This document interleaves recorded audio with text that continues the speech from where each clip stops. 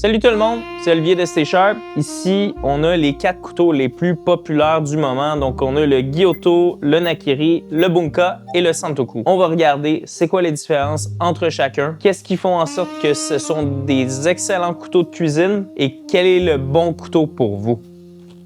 Donc, on va commencer par le début. Je pense que le Gyuto, dans ce cas-ci, j'ai pris un Gyuto de format 240 mm. Donc, le 240 mm est généralement le couteau de chef le plus populaire au niveau des cuisiniers professionnels. Pour une raison évidente, c'est la longueur de la lame, le profil, également la hauteur. C'est ce qui va faire en sorte qu'on voit définitivement qu'on pourrait utiliser un seul couteau. Quelqu'un qui a une bonne dextérité pour manipuler un couteau de cette longueur-là pourrait probablement utiliser ce couteau-là pour le restant de ses jours et ne pas en utiliser d'autres, mais on va revenir sur ce sujet-là plus tard. Donc, Gyuto veut dire épée à bœuf, traduit littéralement. Donc, on a ici un couteau qui est fait pour trancher la viande très, très bien.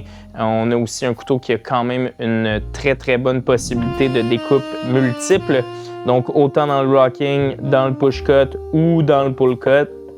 Donc, c'est un couteau qui reste immensément polyvalent. Nakiri maintenant. Le Nakiri, donc veut dire littéralement coupe-feuille en japonais. Ici, on a un profil qui est un petit peu plus authentique. Donc, cette forge-là, le Nigara, donc on est sur des tons différents. Le SPG Strix, c'est des formats qui sont en termes de métallurgie et de design similaires. Ici, on est sur le Xeos, qui a un profil très unique en son genre pour un Nakiri, dont on voit la pointe qui est vraiment en demi-lune au niveau de cette petite pointe-là, ce qui est assez rare pour un Nakiri. En général, on va retrouver plus des formes un peu plus rondes, mais ici, on a une pointe qui est quand même assez intéressante. Ce qu'on peut remarquer évidemment avec le Nakiri, c'est un couteau plus haut que la normale des autres couteaux japonais. Cette raison-là, elle est simple, c'est vraiment pour dégager la plupart des aliments, spécialement les légumes, au niveau de la coupe en poussée et en tirée. On voit que le profil amène beaucoup ce type de coupe-là, la raison pour laquelle le profil de la lame est droit. On veut avoir un contact sur la planche à découper qui est presque complet. Donc, lorsqu'on va couper, par exemple, des herbes, on va ciseler finement, on va découper avec un peu plus de force et de pression. Donc, c'est une lame qui va avoir un contact généralement très plein sur la planche à découper, donc très peu de courbure au niveau du tranchant. À noter que le Nakiri va être aussi un petit peu plus lourd en général que la moyenne des autres profils de par l'épaisseur de la colonne. Plus votre colonne est épaisse, donc généralement on va commencer à avoir un dégradé en termes de démoulage. Donc on va commencer évidemment avec un profil un petit peu plus large ici, puis on va dégrossir donc à partir de cette ligne fictive-là qu'on appelle une ligne de Shinogi dans ce cas-ci.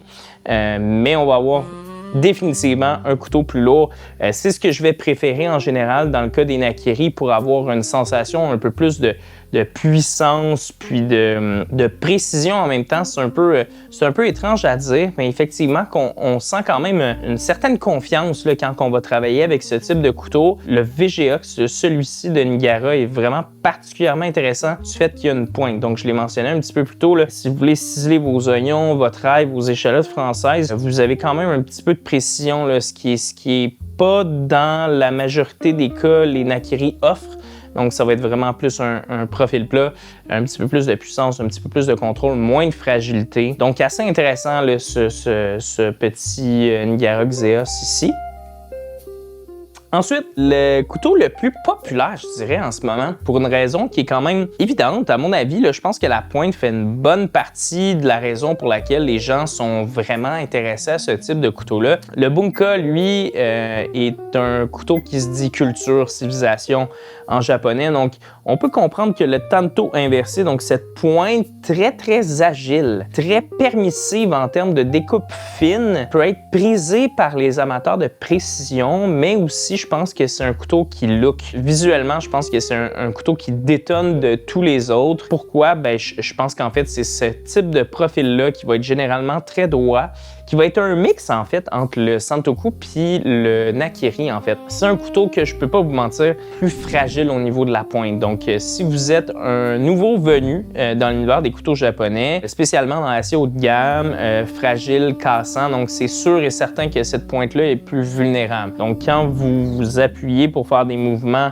au niveau du rocking. Ne montez pas la pointe trop haut parce que vous allez vous rendre compte que la pointe peut attacher. Et aussi quand vous allez, par exemple, si vous retirez le cœur d'un fenouil, s'assurer de ne pas tordre la lame, même d'1 ou 2 degrés. C'est vraiment important. C'est quelque chose de plus agile, mais aussi de plus fragile. Dans ce cas-ci, il y a une petite courbe dans le cas du SPG Strix de Niagara. Il faut noter aussi que les Bunka ont peut-être, il faut bien regarder ou demander à un professionnel chez Stay Sharp quel est le type de profil, s'il est plat ou courbé. Il y a un mix des deux sur le marché présentement, donc il peut y avoir des profils très droits, ce qui va vraiment faciliter le push cut ou le pull cut, mais dans des cas où ce que vous faites beaucoup de rocking, donc si vous êtes vraiment en mode bascule tout le temps, assurez-vous qu'il y ait un angle au niveau de ce qu'on appelle le belly, là. Donc il y a une petite dénivellation du tranchant vers le bas ou vers le haut, ce qui va vous permettre de faciliter les mouvements de bascule. Si vous ne le faites pas, vous faites du push cut, définitivement allez chercher quelque chose qui est vraiment plus droit. Donc ça va améliorer aussi votre présence sur la planche à découper, c'est-à-dire que vous allez avoir un point de contact plus large, donc plus intéressant pour quelqu'un qui fait du push et du pull.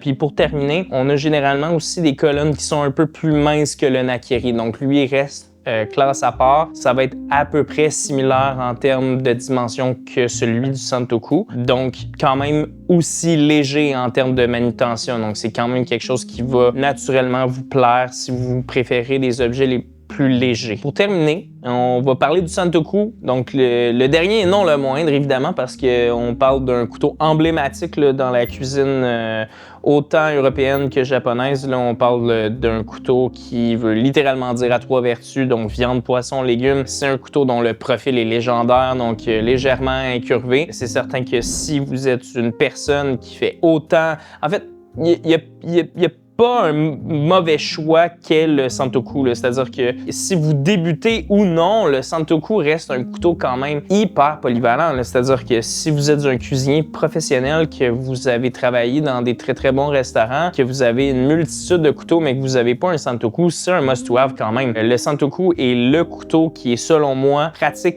pour autant un professionnel qu'un cuisinier amateur. Pour des raisons simples, vous êtes un professionnel, vous êtes dans une station où vous devez couper de la viande, vous devez faire des petites découpes. Ça reste un couteau quand même assez compact. Sur votre station, vous êtes capable de le déposer à un endroit sécuritaire sans qu'il dépasse.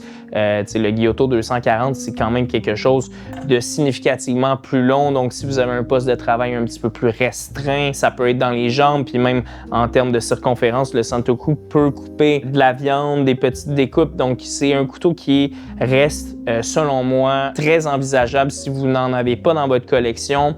Et autant qu'évidemment qu'un premier utilisateur de couteau japonais, pour des raisons évidentes. C'est un couteau simple à prendre en main, c'est intuitif. On sent que le couteau est bien balancé aussi également. Il n'y a pas trop de poids vers l'arrière, pas trop de poids vers l'avant. Évidemment, quand on parle de lames plus longues, plus lourdes, on va y avoir du balance spécialement vers l'avant quand on va avoir des lames qui vont avoir des manches traditionnelles japonais. Dans ce cas-ci, on a de l'ébène, ce qui est quand même un peu plus dense, un petit peu plus lourd. Mais gardez en tête que ça va être probablement un des couteaux les plus balancés qu'il va y avoir sur le marché en termes des profils de couteaux japonais. Si on regarde en termes de dimension, la hauteur généralement va se trouver autour de 50 mm, ce qui est quand même un critère relativement important si vous voulez avoir une bonne durabilité là, dans le temps. C'est-à-dire que quand on aiguise le couteau, on vous le cache pas, on enlève l'acier. C'est un couteau qui va vous permettre de travailler avec lui pendant des dizaines d'années si vous l'avez entretenu correctement. Et c'est un couteau qui va avoir une longueur assez compacte. Donc, on parle de 165 à 180 mm en général. C'est un couteau aussi qui va avoir une présence très intéressante dans des cuisines domestiques, là, même européennes. Là. Donc, on va souvent imiter le Santoku dans plusieurs autres sphères des couteaux de cuisine européens. C'est vraiment un couteau qui va être répliqué le plus souvent possible parce qu'évidemment, c'est un profil exceptionnel. Pour le fun fact, en fait, moi, j'ai commencé avec un Takamura TP 170 mm, un Santoku. Ça a été vraiment mon premier vrai couteau de cuisine japonais. J'ai été un cuisinier professionnel. Donc, encore une fois, fiez-vous pas à ce que votre voisin voisin a. C'est vraiment important d'aller avec vos critères à vous, qu'est-ce qui est le plus important. Pour ma part, le Santoku m'a vraiment séduit. Ensuite de ça, évidemment, vous pouvez développer vos goûts et comprendre qu'il y a